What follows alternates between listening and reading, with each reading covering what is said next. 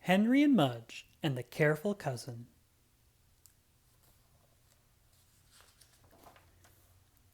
Story by Cynthia Rylant. Pictures by Suçie Stevenson.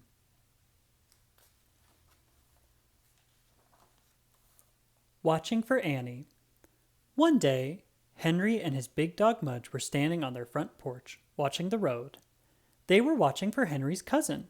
Her name is Annie, Henry told Mudge, and she's spending the night. Mudge scratched an ear. I've never met her, Henry said. Mudge chewed a foot. I sure hope she's fun, Henry said. Mudge stretched some bones. While they waited for the cousin, Henry gave Mudge a brushing. Mudge loved brushings. He rolled onto his back. He hung his paws in the air. He closed his eyes and made little dog grunts. Mudge loved brushings. And they made him look very nice for company. Suddenly, a car pulled into Henry's driveway. Up, Mudge, said Henry. She's here. Mudge jumped up. He wagged his tail. He barked a little bark. He danced a little dance. Mudge loved company. A tall man got out of the car. Hello, Henry, he called. Hello, Uncle Ed, Henry called back. A girl got out of the car. Hello, Henry, she called. Hello, Annie, Henry called back. She sure looks dressed up, Henry thought. She sure looks clean, he thought. Uh-oh, he thought. Annie stood in the yard. Her dress was frilly. Her shoes were shiny. Her face was worried. Does he bite? Annie asked, pointing to Mudge. Oh, no, said Henry. Mudge wagged his tail. Does he jump on people? She asked. Not any more, said Henry. Mudge kept wagging. Does he drool? Annie asked. Henry looked at Mudge. Mudge looked at Henry.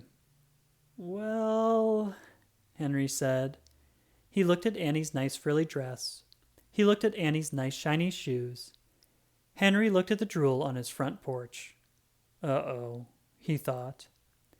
It was the visit of the careful cousin. Annie turns pink. Henry made Mudge sit while Annie went into the house. Mudge wagged his tail and drooled on the porch as she walked by. Then he followed Henry inside. Annie was on the couch. Before Henry could say no, Mudge went over and kissed Annie on the face. Annie turned pink.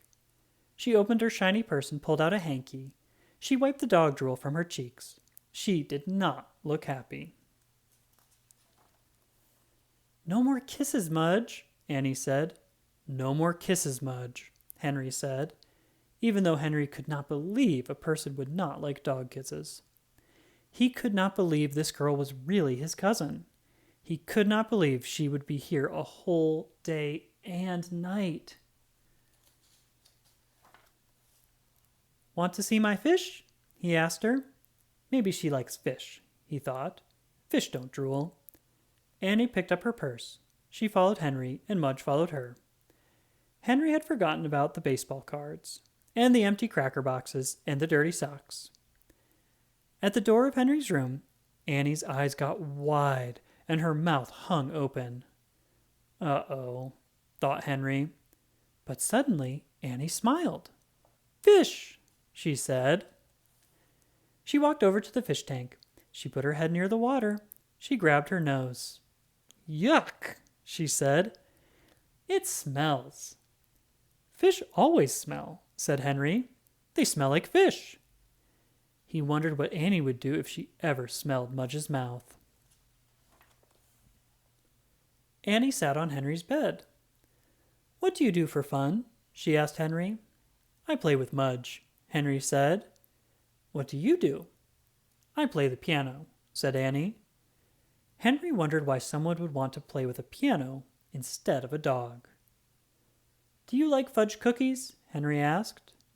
He thought maybe they could just eat while Annie visited. I love fudge cookies, said Annie. Great, said Henry. Mudge was wagging. He loved fudge cookies too. Henry felt around under his bed. He pulled out a brown paper bag. It had some dust balls on it and an old piece of hard gum stuck under it. Henry pulled out a cookie and handed it to Annie. She turned pink again. Uh-oh, thought Henry. This was going to be a very long visit. Zam! Henry and Annie were eating lunch with Uncle Ed and Henry's parents. So, Annie, did you see Henry's room? Asked Uncle Ed. Annie nodded. Did you pet his dog? Annie nodded again. Did you watch his fish? Annie nodded one more time. Henry worried. What if Annie talked about the dog drool and the smelly tank and the dusty cookies? Henry's parents would feel bad, especially Henry's dad. He was even messier than Henry. His car had 1,000,000 hamburger wrappers on the floor. But Annie didn't say anything bad. She didn't say anything at all. She just cut up her hot dog into tiny pieces and ate quietly. Henry had not given up. There must be something they could do together. Do you play frisbee? He asked Annie. No. Annie shook her head. Want to try? Henry asked. Annie thought for a minute. She nodded her head. Great, said Henry. Outside, Henry stood on one side of the yard and Annie stood on the other. Mudge stayed in the middle so he could run both ways. He was pretty good at frisbee, except that he got the frisbee all wet. Henry told Annie how to make the frisbee spin. He told her not to worry.